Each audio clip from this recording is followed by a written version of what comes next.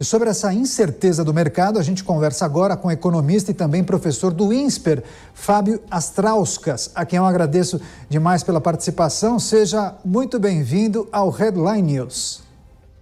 Obrigado, Daniel. Obrigado a quem está nos assistindo aqui no Headline News da Jovem Pan. Boa Perfeito. Tarde. Excelente. Agora, Fábio, para a gente começar o nosso bate-papo, a nossa entrevista até, espero que eu tenha pronunciado corretamente o seu sobrenome, que eu arriscaria dizer que deve ser lituano. Mas o que acontece, Fábio? As sucessivas altas da inflação fez com que nós conseguíssemos superar os 2 dígitos em 12 meses. Mas os analistas, os seus colegas, previam isso, né?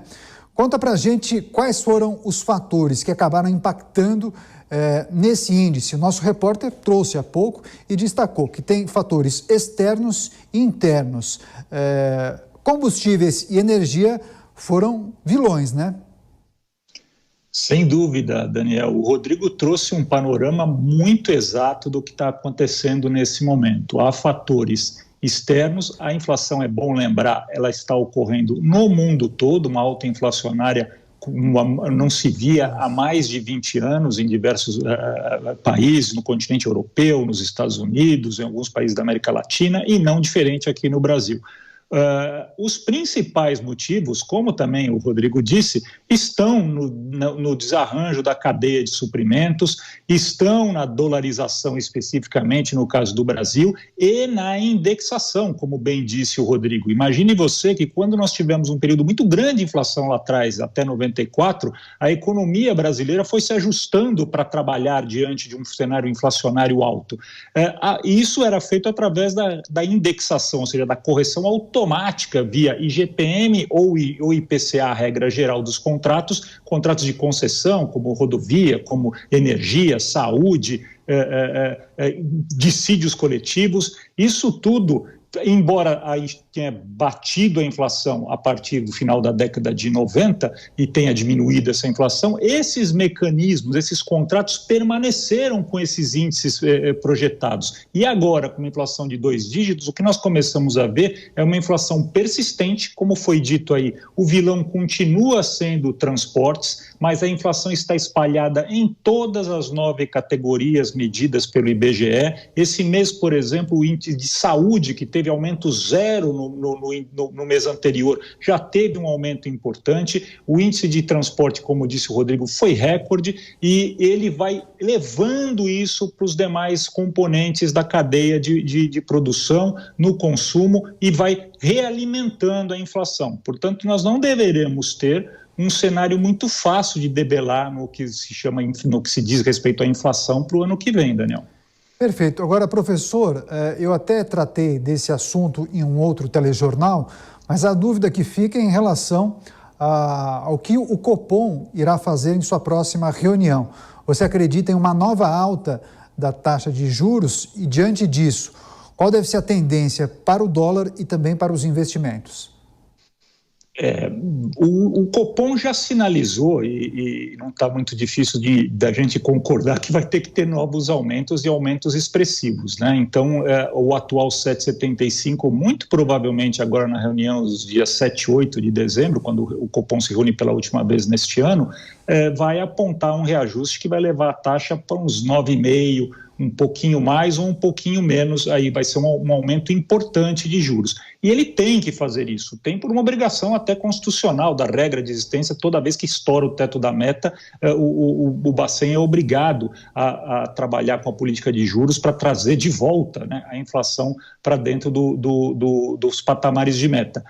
Mas, e aí vem a resposta à sua pergunta, Daniel, isso não será suficiente para conter a inflação. Política de juros, crescimento de juros, né, aumento de juros, aumento da taxa Selic, são mais eficazes quando a inflação é dada por uma pressão na demanda, no consumo. Não é o que nós estamos vendo no momento. Pelo contrário, há uma queda na média de salário do trabalhador, há uma dificuldade de colocar mais renda na população nesse momento, ainda que se coloque aí o Auxílio Brasil como algo já praticamente definido. Então, há um desemprego muito grande.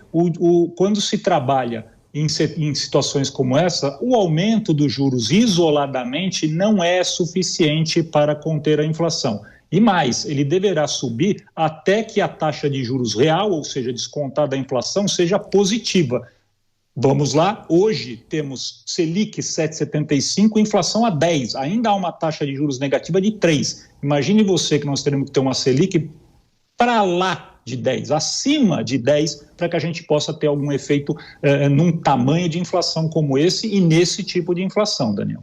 Professor, antes de encerrar, gostaria que o senhor compartilhasse com a nossa audiência o que o trabalhador brasileiro, a população, pode ou deve fazer diante desse cenário.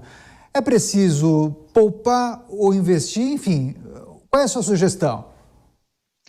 É muito difícil a gente pedir para a população poupar num momento em que ela está vendo ir ao mercado e não consegue nem comprar o básico, né, Daniel? Então, não há dúvida que essa é uma situação, nesse momento, bastante difícil. Uma das medidas que são importantes e foram tomadas aí até agora recentemente, anunciadas pelo governo, é, por exemplo, o marco de garantias, né? Ele foi, de fato, importante porque poderá fazer com que haja mais tendência de investimento, o empresário pode dar mais garantias, esse é o que o marco da garantia basicamente está colocando, e, portanto, ele pode destinar mais recursos para aumento de produção futura, e aumento de produção futura significa mais oferta, mais emprego e menos, né, tendência de pressão inflacionária. Então, medidas de médio, longo prazo.